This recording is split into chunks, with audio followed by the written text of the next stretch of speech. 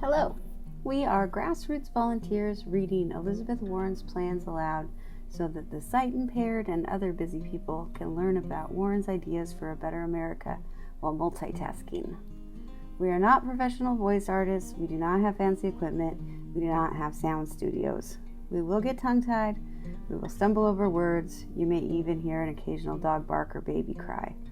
You can read all of Elizabeth Warren's plans yourself by Googling the words Team Warren Medium. Again, that's Team Warren Medium. And without further ado, here's one of Elizabeth Warren's plans. My Plan to Invest in Rural America by Elizabeth Warren. A strong America requires a strong rural America. Rural communities are home to 60 million people, hundreds of tribal nations, and a growing number of new immigrants who account for 37% of rural population growth. These communities feed our nation, and they are leading the country in sustainable energy, generating 99% of America's wind energy and pioneering efforts to harness solar energy. But both corporate America and leaders in Washington have turned their backs on the people living in our rural communities and prioritized the interests of giant companies and Wall Street instead. Burdened by student debt, young people are leaving rural communities to find jobs elsewhere. Big broadband companies exclude entire communities, especially tribal communities and rural communities of color, from access to high-speed internet. Rural communities are losing access to quality health care. Climate change, from severe floods to extreme heat, is changing the rural way of life, and farmers are forced to compete with giant agribusinesses on an uneven playing field. Our failure to invest in rural areas is holding back millions of families, weakening our economy, and undermining our efforts to combat climate change. It's time to fix this. Protecting access to healthcare in rural communities. Healthcare is a human right, but people can't fully exercise that right in communities lacking access to basic services like primary, emergency, and maternity care. That is what's happening across rural America, where the prevalence of chronic diseases like heart disease and diabetes is higher, as is the risk of dying from the leading causes of death in the country compared to urban areas. Barriers to coverage, disappearing health facilities, and a shortage of health professionals are denying rural communities the high-quality health care they deserve. Insurance coverage continues to remain out of reach for many living in rural communities. And even for those with coverage, rural America is quickly becoming a medical desert. In less than a decade, 112 rural hospitals have closed, with hundreds more teetering on the edge. Those that do remain open operate on razor-thin margins from uncompensated care, lower patient volume, and insufficient reimbursement. That's why I support Medicare for all, so that every person will have access to affordable care no matter where they live. That means access to primary care and lower healthcare costs for patients and less uncompensated care for hospitals, helping hospitals stay afloat. We also need to increase reimbursement rates for rural hospitals and alleviate unnecessary restrictions that make it difficult for them to serve their communities. Medicare already has special designations available to rural hospitals, but they must be updated to match the reality of rural areas. I will create a new designation that reimburses rural hospitals at a higher rate, relieves distance requirements, and offers flexibility of services by assessing the needs of their communities. But we can't stop there. Higher rates of consolidation for both for-profit and nonprofit hospitals are making it harder to access care. And yet many hospitals can evade federal antitrust enforcement, either because the value of the merger is too small to trigger mandatory review, or because the Federal Trade Commission's purview over nonprofit hospitals is constrained. Vertical integration is also increasing as more hospitals acquire physician practices, and some states have deliberately sheltered hospitals from federal antitrust action. I will boost the federal government's oversight of mergers and anti-competitive behavior to make sure that healthcare companies play by the rules and put the needs of patients first. As president, I will direct the FTC to block all future mergers between hospitals unless the merging companies can show that the newly merged entity will maintain or improve access to care. If a proposed merger helps maintain or improve access to healthcare, that's fine. But when it is a first step to closing hospitals or slashing basic services, then a Warren administration will block it. I'll also put forward a set of reforms to strengthen FTC oversight over healthcare organizations, including establishing new federal regulations and guidance to require that all mergers involving healthcare centers be reported to the FTC. I'll authorize the FTC to conduct reviews of nonprofit hospitals for anti-competitive behavior, update Department of Justice guidance on vertical mergers, and crack down on vertically integrated healthcare companies that are raising costs without improving the quality of care. And I'll work with states to repeal Certificate of Public Advantage, or COPA, statutes that shield healthcare organizations from federal antitrust review and can lead to the creation of large monopolies with little or no oversight. We also have a responsibility to make sure that places that have experienced a loss in services or are otherwise medically underserved can better meet the needs of their communities. That's why I will increase funding for community health centers by 15% per year over the next 5 years. I will also establish a $25 billion capital fund to support a menu of options for improving access to care in health professional shortage areas, including constructing a new facility like a community health center, rural health clinic, school-based health center or birthing center, expanding capacity or services to an existing clinic, establishing pharmacy services or a telemedicine program, supporting a diabetes self-management education program, improving transportation to the nearest hospital, and piloting models like mobile clinics and community paramedicine programs.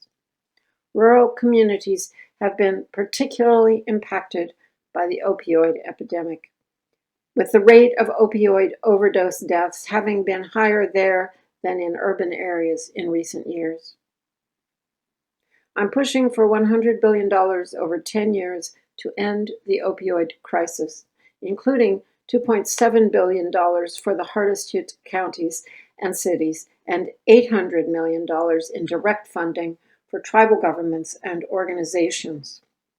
Funding can be used for prevention and early intervention services at federally qualified health centers and rural health clinics, and to train health professionals on treating substance use disorders in rural and other medically underserved areas. To ensure access to quality health services, we must also close the healthcare workforce gaps across rural America. Nearly 60% of health professional shortage areas, those lacking sufficient primary care physicians, physician assistants, nurses, dentists, pharmacists, EMTs, and home health aides, are in rural regions. More than 3,600 additional doctors are needed to close the rural physician workforce deficit today, but congressionally imposed caps on medical residencies and unstable funding of the National Health Service Corps, NHSC, have made this gap nearly impossible to close. What's more, this shortage is rapidly increasing as rural physicians near retirement and fewer incoming medical students plan to practice in rural areas. As president, I will make sure we expand our healthcare workforce by investing more resources in building the pipeline of medical professionals in rural areas. This starts by dramatically scaling up apprenticeship programs, as proposed in my economic patriotism plan, to support partnerships between unions, high schools, community colleges, and a wide array of healthcare professionals to build a healthcare workforce that is rooted in the community.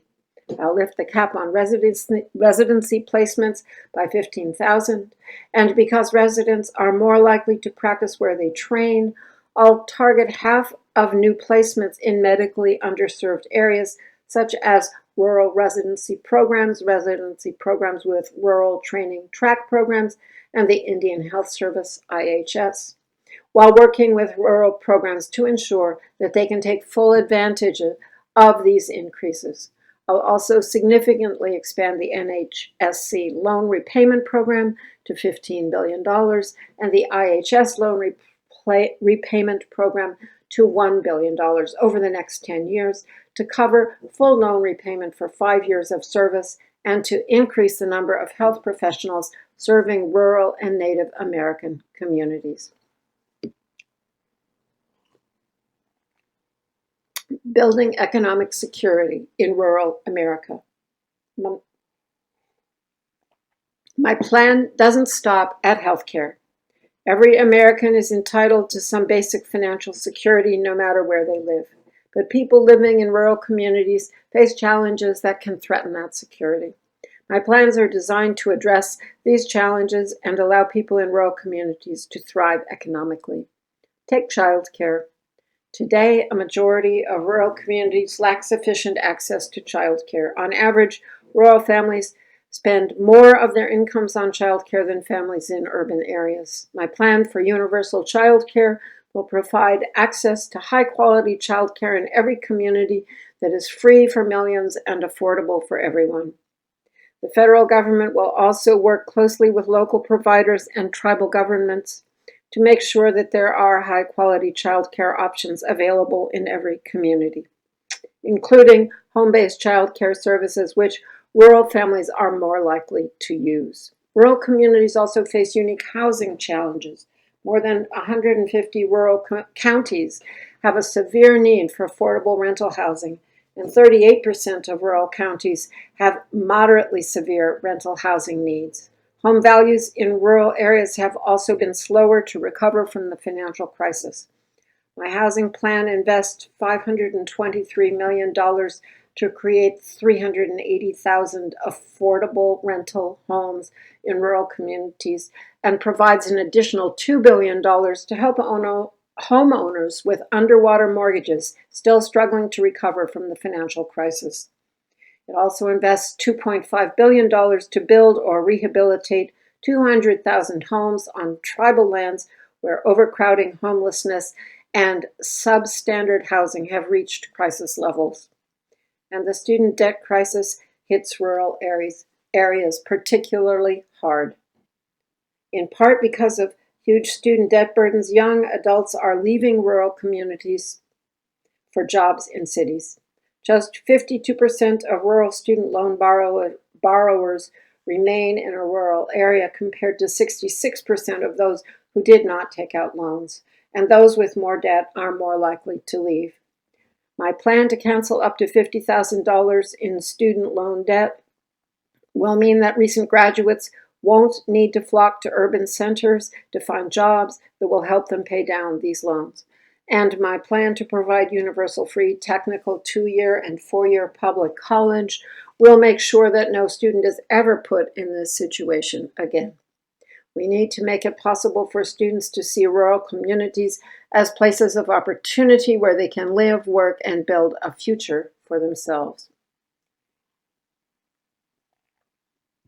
A public option for broadband. One of the best tools for unlocking economic opportunity and advances in healthcare, like telemedicine, is access to reliable, high-speed internet. In the 21st century, every home should have access to this technology, but we're not even close to that today. According to the FCC in 2017, 26.4% of people living in rural areas and 32.1% of people living on tribal lands did not have access to minimum speed broadband. 25 Mbps compared to 3 Mbps, compared to 1.7% in urban areas. And given the notorious loopholes and FCC reporting requirements, These figures underestimate the gap. At the same time, while urban areas may be more likely to have access to fiber broadband, many residents can't afford to connect to it. Nearly 27% of households in Detroit and Cleveland had no internet access in 2017, and households with incomes below $35,000 comprise 60% of households without broadband access, despite making up just 31% of the national population. We've faced this kind of problem before. Prior to the late 1930s, private electric companies passed over rural communities they felt offered minimal profit opportunities, leaving the families living there literally in the dark. Just like the electrical companies 80 years ago, today's biggest internet service providers, ISPs, have left large parts of the country unserved or dramatically underserved. Not only that, they have deliberately restricted competition, kept prices high, and used their armies of lobbyists to convince state legislatures to ban municipalities from building their own public networks. Meanwhile, the federal government has shoveled billions of taxpayer dollars to private ISPs in an effort to expand broadband to remote areas. But those providers have done the bare minimum with these resources, offering internet speeds well below the FCC minimum. This ends when I'm president. I will make sure every home in America has a fiber broadband connection at a price families can afford. That means publicly owned and operated networks and no giant ISPs running away with taxpayer dollars. My plan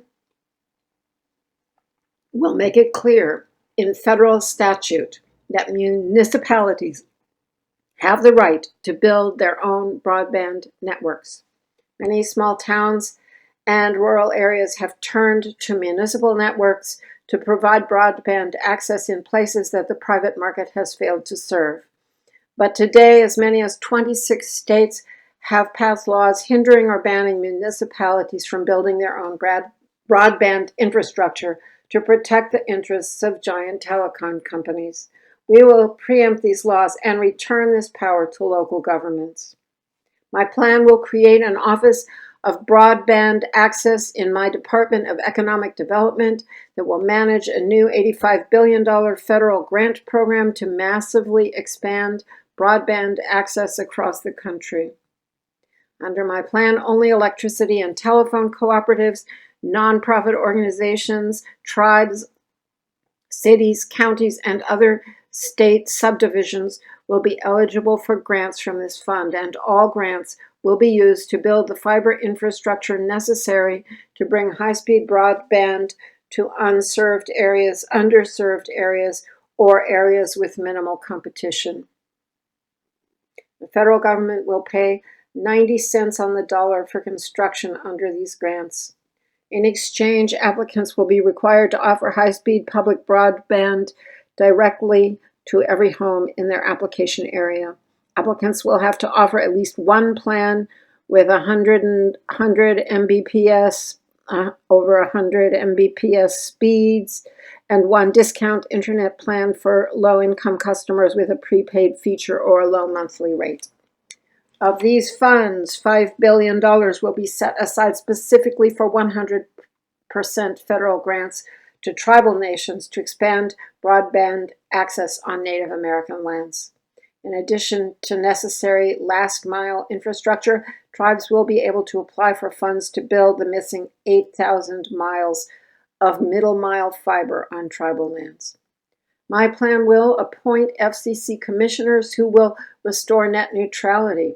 I will appoint FCC commissioners who will restore net neutrality, regulating internet service providers as common carriers, and maintaining open access to the internet.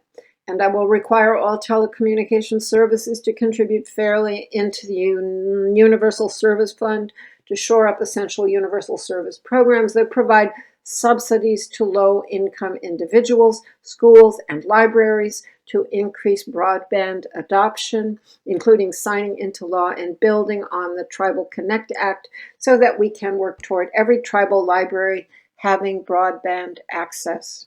My plan will bolster the FCC's Office of Native Affairs and Policy.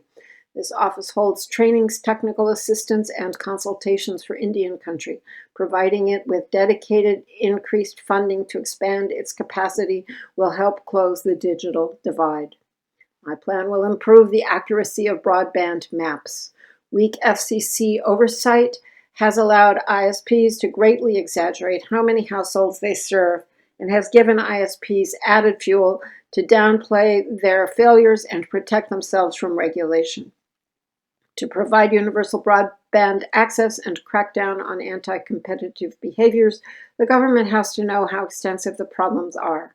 I will appoint FCC commissioners who will require ISPs to report service and speeds down to the household level, as well as aggregate pricing data and work with community stakeholders, including tribal nations, to make sure we get this process right. Then we will make these data available to the public and conduct regular audits to ensure accurate reporting. My plan will prohibit the range of sneaky maneuvers giant private providers use to unfairly squeeze out competition, hold governments hostage, and drive up prices. It's time to crack down on all the anti-competitive behaviors that giant ISPs have used to steamroll the competition. We will return control of utility poles and conduits to cities, prohibit landlords from making side deals with private ISPs to limit choices in their properties, and ban companies from limiting access to wires inside buildings. We will make sure that all new buildings are fiber ready so that any network can deliver service there, and we will also enact dig once policies to require that conduit is laid anytime the ground is open for a public infrastructure project. My plan will ensure every person has the skills to fully participate in our online economy, even when there's access to broadband internet and even when it's available at an affordable price. People may still not take advantage of it because they don't know how to use it. That's why I will work to pass the Digital Equity Act, which invests $2.5 billion over 10 years to help states develop digital equity plans and launch digital inclusion projects.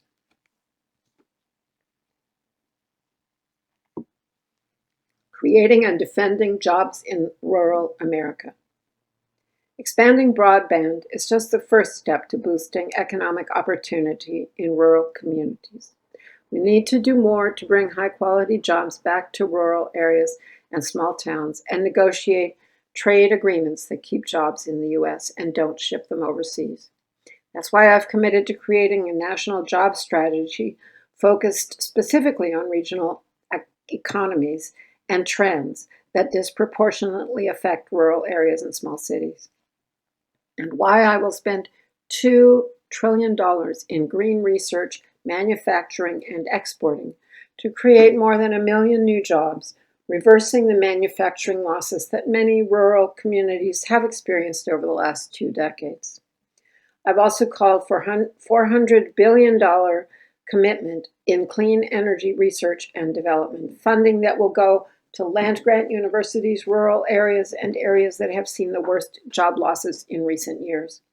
I'll dramatically scale up worker training programs, spending $20 billion on apprenticeships and instituting new sectoral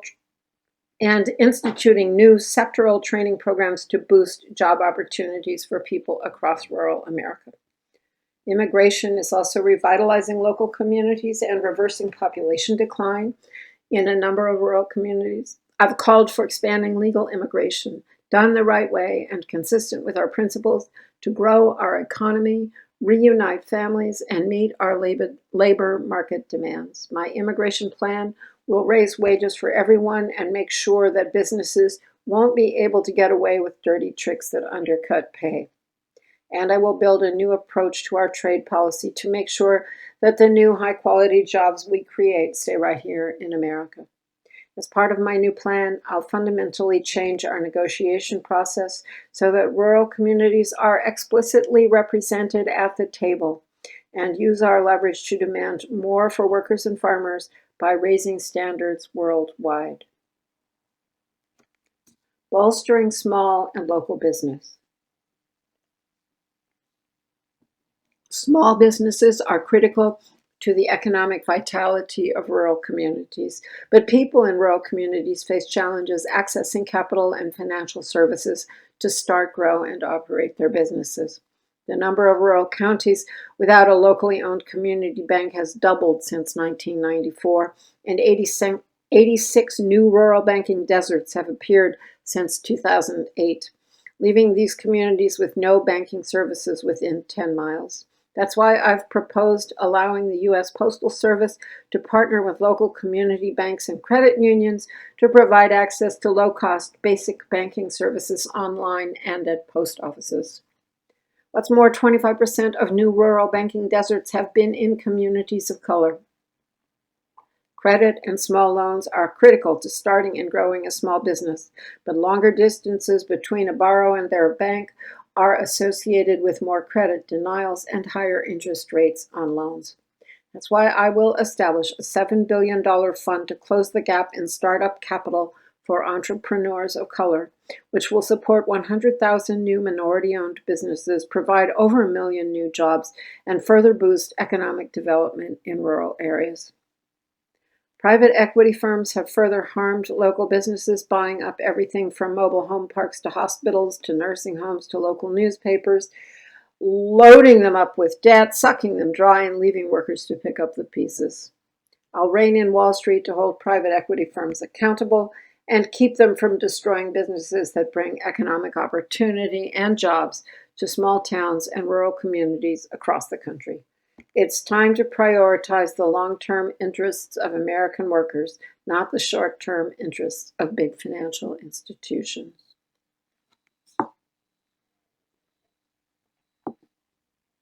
Building a new farm economy. Rural America is also the home of our nation's agricultural sector. But today, farmers are getting squeezed by giant agribusinesses that are gobbling up more land and driving down prices. In 1935, there were 6.8 million farms in the United States, but in 2017, there were just above 2 million. What's more, as the number of farms has decreased, the size of each remaining farm has dramatically grown, from an average of 155 acres per farm in 1935 to an average of 444 acres per farm today. Meanwhile, the farmer's share of the food dollar has plummeted to just 14.6 cents in 2017, the lowest number since the USDA began reporting this figure in 1993. That's why I've pledged to address consolidation in the agriculture sector by reviewing and reversing anti-competitive mergers and breaking up big agribusinesses that have become vertically integrated. I'll also support a national right to repair law for farmers, reform country of origin labeling, and restrict foreign ownership of American agriculture companies and farmland. And I'll take it one step further, charting a new farm economy that replaces our government's failed approach with one that guarantees farmers a fair price and protects our environment. The cost of each and every one of these investments is fully offset by my plans to make the ultra-wealthy and large corporations pay more in taxes. Those plans include my annual 2-cent wealth tax on fortunes over $50 million and my plan to ensure that very large and profitable American corporations can't get away with paying zero taxes. And the new investments I'm announcing today for universal broadband access and healthcare options in rural areas can be offset by changing the tax laws that encourage companies to merge and reduce competition. I want Washington to work for communities all over this country, from expanding access to broadband to boosting investment in quality jobs. Together, we can make big structural change to create new opportunities all across rural America.